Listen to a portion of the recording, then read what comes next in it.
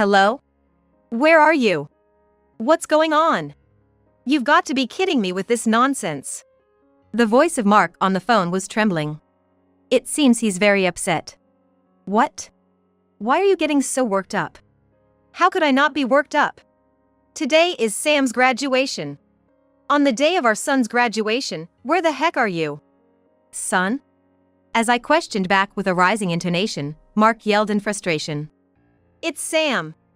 Everyone else is here with their families. It's just me here by myself. Isn't it normal for families to attend graduation ceremonies together? He seems really angry, but that has nothing to do with me right now. I continued without concern. I don't have a family, do I? On the other end of the phone, Mark gasped in a small voice. After 13 years, doesn't he realize what he has been doing or how he has treated me? If that's how it is, fine. Whether he realizes it or not, I will live my life the way I want. I won't let them do whatever they want with me anymore. I'm Kelly. A 40-year-old part-time housewife.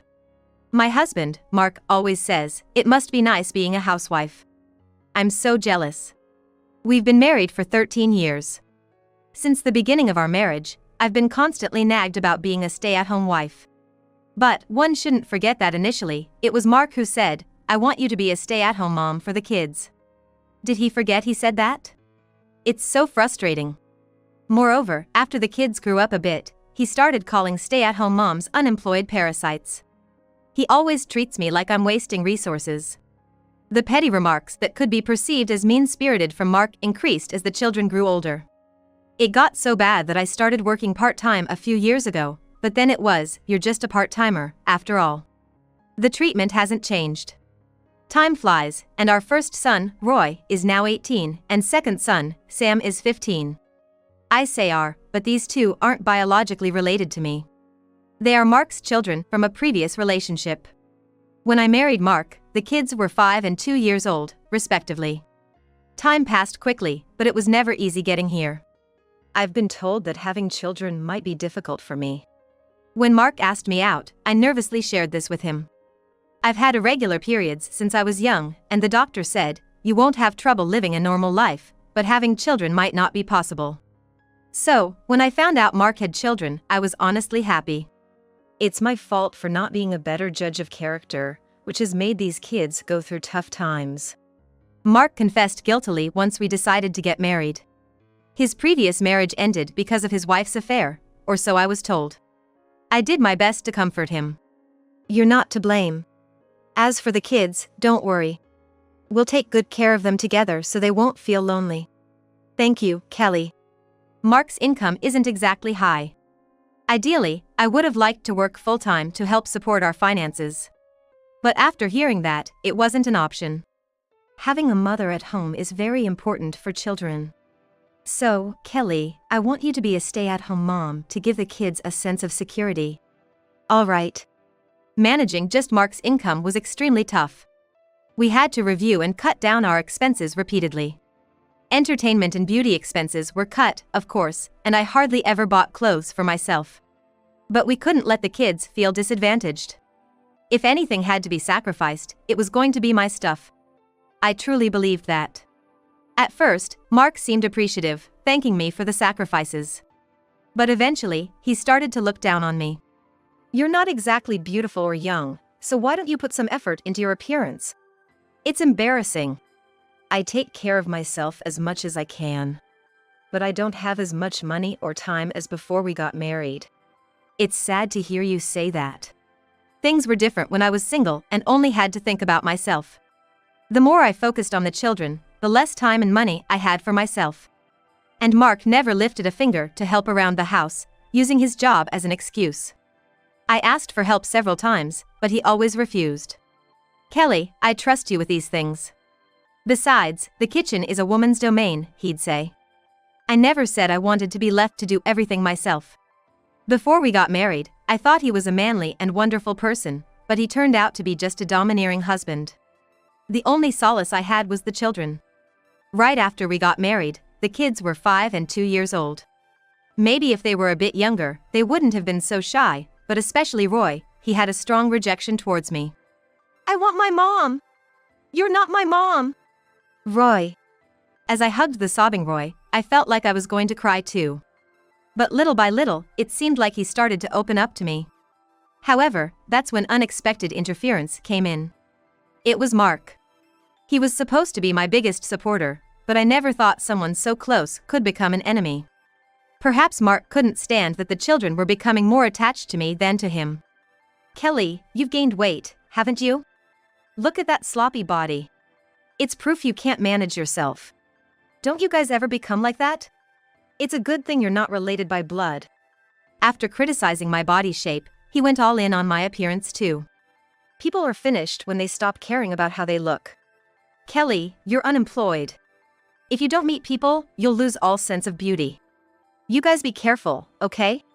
I couldn't stay silent after being told that much. Hey, can we talk? It's fine to think that in your mind, or to caution me alone. But stop belittling me in front of the kids. I didn't just feel bad for myself, I wanted to avoid the kids learning to speak like Mark at all costs. The kids are still growing and can absorb both good and bad things. Mark, their father, is happily looking down on me, their stepmother. I didn't want to show them that. What's that supposed to mean? You're just upset because it hit too close to home? Don't use the kids as an excuse. It really hurts when you say things like that. But more than that, I'm really worried about the kids' future. Shut up. Don't blame others. I'm not speaking ill of anyone. It's just the truth. It's ridiculous to say that we can't speak the truth. Despite my attempt to explain calmly, Mark flew off the handle and refused to listen to me after that. In fact, his bad-mouthing only escalated. Whenever I tried to discipline the children, Mark would almost always interrupt. Roy, look here. You've still got left in your dish. Let's eat everything up nicely, okay? It was when I casually pointed out the pasta scattered in Roy's dish during a meal. A heavy sigh came from next to me, and Mark grumbled unhappily. All high and mighty with your nagging, even though you don't earn a dime. It was the usual pattern. Mark looked at Roy and Sam, tilting his head as if seeking agreement. It's not nagging. It's just a matter of manners. I'm doing this so they won't have trouble in the future. It's quite something for you to care so much about kids that aren't even yours. I felt my blood boil. What kind of things is this man saying in front of young children? I was so appalled I couldn't find the words. I felt so pathetic. From that day on, I started to avoid clashing with Mark and began to watch his mood. Because I didn't want the kids to see us arguing as much as possible. Mark is easy to read. If you praise him, he stays in a good mood. I knew it was the wrong approach, but I couldn't think of anything else. The easiest thing would be to get a divorce, but what about Roy and Sam? I couldn't abandon them. So, making life as peaceful as possible was my top priority. And before I knew it, 13 years had passed, and here we are. The once young brothers have been completely influenced by Mark, and while their appearances may differ, their thought processes are just like Mark's. Because Mark belittles me in front of the kids, they think it's normal to do the same. They started belittling me openly. Hold on. When Roy called out to me and I turned around, he said with a frown. Friends are coming over tomorrow. Go somewhere else. You know, in case they see you, it'd be embarrassing. If only I had a younger and prettier mom, we wouldn't have to go through this hassle. It's so annoying. All right. It wasn't just teenage embarrassment. I realized he genuinely felt ashamed of me. Since similar remarks kept being repeated, I had become accustomed to being hurt. Hey, leave some pocket money before you go out. And did you iron the clothes I asked for? Oh, and the deadline for the college application documents is coming up. Take care of it, will you? Despite saying how embarrassing it would be to be seen with me, they sure didn't hesitate to ask for favors. This trait, too, seems to have been inherited from Mark. Then, Sam chimed in from the side. Hey, did you check out the tutoring school for me? Oh, and there's the club activity carpool tomorrow. Without waiting for my reply, both Roy and Sam returned to their rooms. To them, asking me for favors was something taken for granted. Without a shred of gratitude. It's as if the concept doesn't even occur to them anymore. At dinner, Mark, the root of all troubles and the role model for his sons, looked at me quizzically and started. You should start earning some money soon. Huh? Mark exaggeratedly sighed and slouched his shoulders. Do you even realize how much I've been supporting you? Despite everything, I've been lenient until now. How many years have you been unemployed now? Hey, have you thought about it at all? His words irritated me, and I put down my chopsticks. I'm not unemployed. I've been working part-time since Sam entered elementary school. That's right. When the kids were preschoolers, I stayed home, feeling sorry for them. But once Sam started elementary school, I began working part-time during weekday mornings. However, Sam frequently fell ill, forcing me to apologize at work and take days off. When I had to take off a whole week, I desperately asked Mark. Just for one day, or even half a day. Can't you look after Sam? I thought he would agree to substitute for me for just one day, considering I had always been the one to stay home. But his response was irresponsibly dismissive. Huh? Impossible. I'm busy with work. You should be able to figure that out, right? No way. Why should I? To him, I'm busy with work meant he didn't regard my part-time job as actual work. I was aware of Mark's low regard for my part-time job from that moment, but being treated as unemployed still was unbearable. I do work decently. I earn about $3,600 a month. Countering the unemployed remark, not just Mark but also Roy and Sam started snickering. You say that so proudly. It's just pitiful. That's right. How can you even brag about that?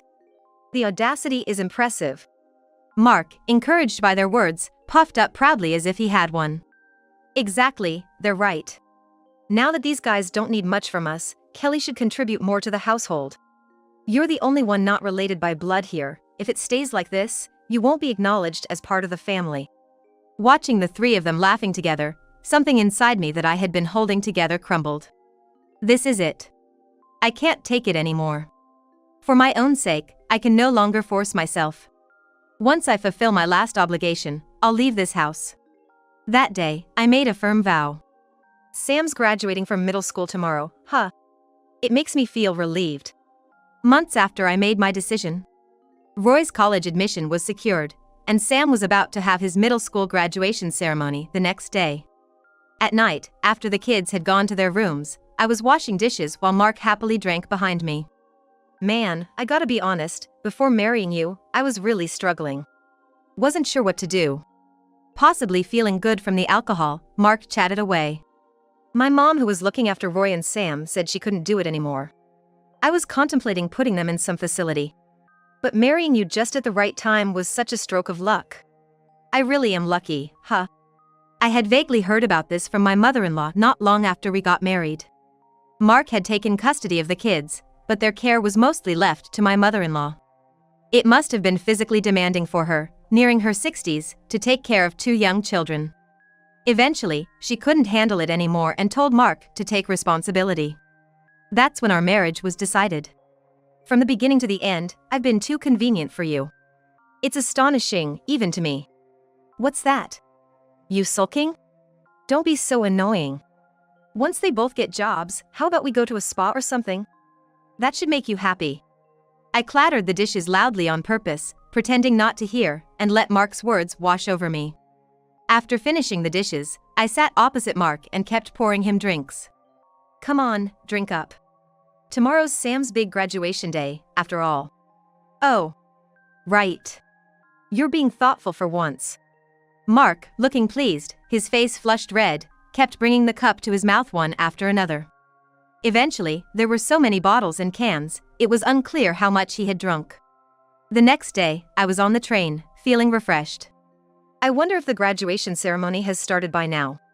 Muttering to myself, I gazed out of the train window, enjoying the peaceful moment.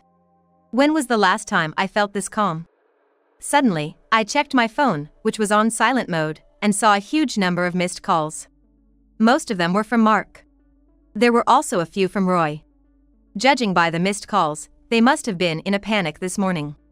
Normally, Roy and Sam are strong in the mornings. Even if I didn't wake them, they would come down by themselves when it was time. So, presumably, one of them would have woken Mark, who was probably still asleep at the table. Out of mercy, I had left several alarm clocks around Mark. So, I figured he wouldn't oversleep and miss the graduation. Well, the problem starts there. I had left the suit, tie, socks, and all that he needed for the graduation ceremony in the closet, having left the house. As the greatest act of mercy, everything was either washed or dry cleaned. Normally, that would be enough for someone to get ready by themselves. But Mark is not normal. After relying on me for the past 13 years, he probably doesn't even know which suit is appropriate for a graduation ceremony. Normally, you'd prepare the day before, wouldn't you? Certainly, or rather definitely, Mark wouldn't do such a thing. Because even if he was drunk or passed out, there was always me to clean up after him. If the person they relied on suddenly disappeared, what would they think? I'm curious about their expressions. Were they panicking? Maybe they were furious. Either way, it's no longer my concern. After a while, the train arrived at my destination, and I got off with my belongings. As I passed through the ticket gates and turned off my phone's silent mode, it rang immediately. It was Mark calling. Hello? Where are you? What's going on? You've got to stop joking around. Mark's voice trembled through the phone. What? Why are you so worked up? How can I not be worked up? It's Sam's graduation today. On our son's graduation day, where the heck are you? Son? When I asked back with a rising intonation, Mark yelled, agitated. It's Sam. Everyone else is here with their families. And it's just me here? Normally, families attend graduation ceremonies together. And another thing. You didn't even prepare the clothes, did you? If my mom hadn't come, it would have been a disaster. To his complete blame-shifting and venting, I responded calmly. At your age, and for something like this, to still rely on your mother, I think your way of thinking is the real disaster. What did you say? Mark exclaimed, sounding utterly infuriated. But such things are no longer my concern. I continued unfazed. And, family? What's that about? Huh? I mean... I cut off Mark's words and stated clearly. I don't have a family, do I? On the other end of the phone, Mark gasped in surprise. These past 13 years, I don't recall ever being treated like family by you all. You can't be serious. What are you talking about? Living together, eating together, that's what makes a family. Being constantly belittled for my looks or called an unemployed parasite, and above all, being used like a maid by you all, and now you talk of family? What are you even saying? Are you out of your mind? After my rapid-fire response, there was a brief silence, and then the call abruptly ended. A few minutes later, Roy called. The timing was too perfect. Likely, Mark had told Roy something. Hey, I heard you had a fight with Dad. But don't you think you went too far? Dad was furious. If you apologize now, he might forgive you, so just come back and apologize, okay? Otherwise, dinner will be late. I was dumbfounded and held my head in my hands. I didn't know how Mark had relayed our conversation to Roy. But both Mark and Roy believed they were completely blameless. And in their hearts, as long as they were okay, that was all that mattered. That explained Roy's earlier remarks. He didn't even question why I had left, even missing Sam's graduation ceremony. He was more worried about his dinner. Me, apologize? Why should I? And for dinner, can't you guys manage on your own? My response seemed to have hit a nerve. And Roy's tone got harsher. What's with that attitude?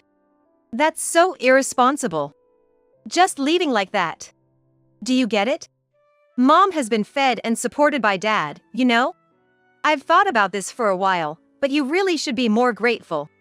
Mark's words echoed in my head. Who do you think has been providing for you?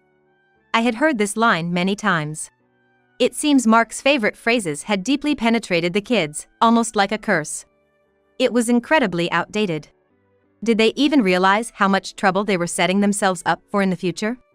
I let out a small sigh and said to Roy, You and Sam are just like Mark, aren't you? Huh? What's that supposed to mean suddenly? Of course, we are. We're family. Right. Then you should be careful. You're not suited for modern marriage. Roy made a dumbfounded sound again. Like Mark, he lacked self-awareness. What? Just because you're upset, you're saying absurd things. His voice trembled when he got flustered, just like his father.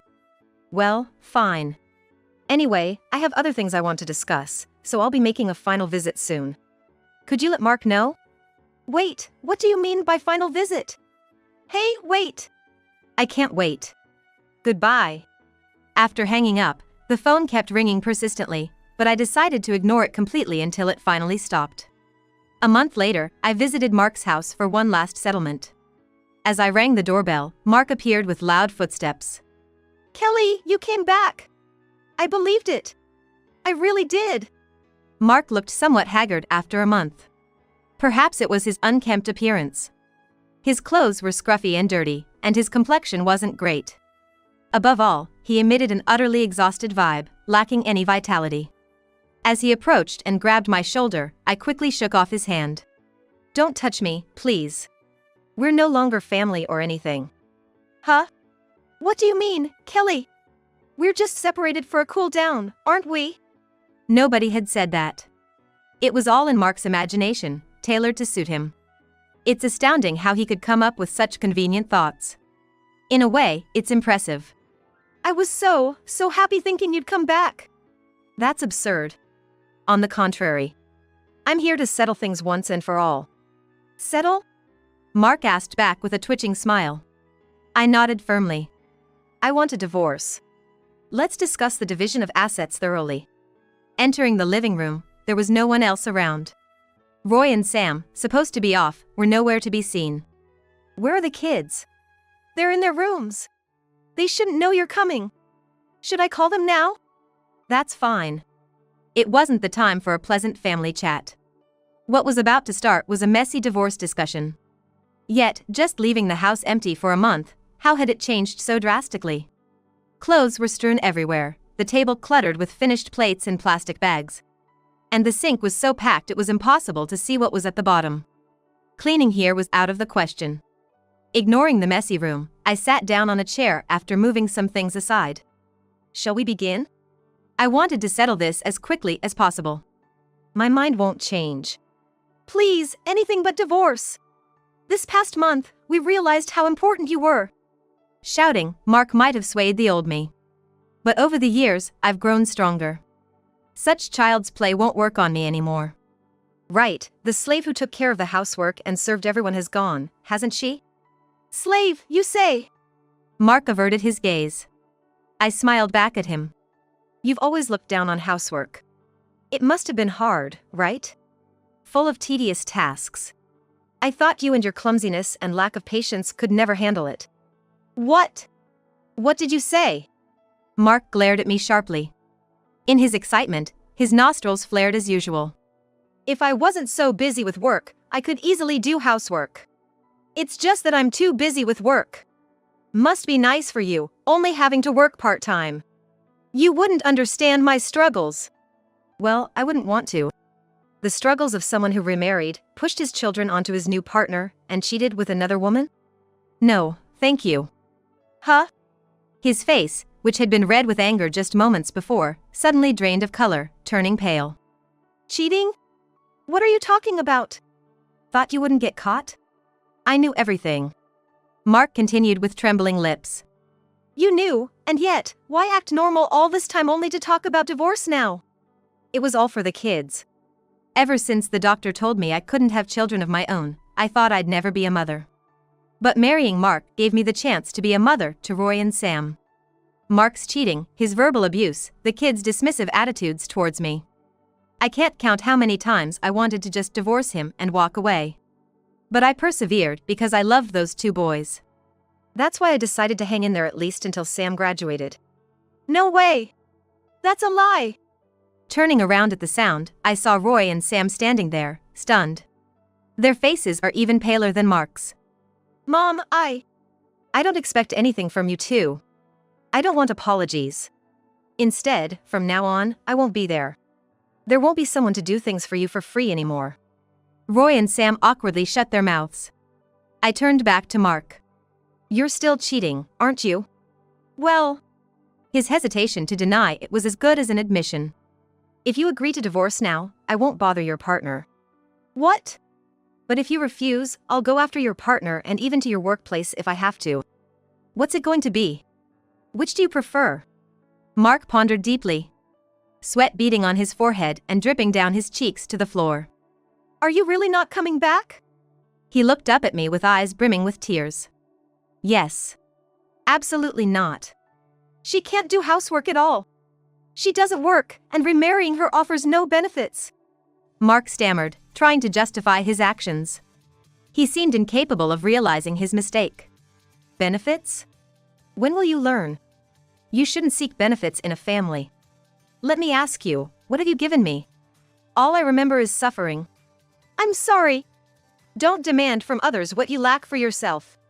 My years of pent-up frustration might have added extra force to my words. Mark screamed and then agreed to the divorce. He signed the divorce papers I had brought, just as I had instructed. After that, the divorce was finalized smoothly. Interestingly, after the divorce, his affair partner quickly dumped him. I was only interested because he was someone else's. After the divorce, he's just a single old man. Mark, usually so full of self-confidence, seemed genuinely depressed by this.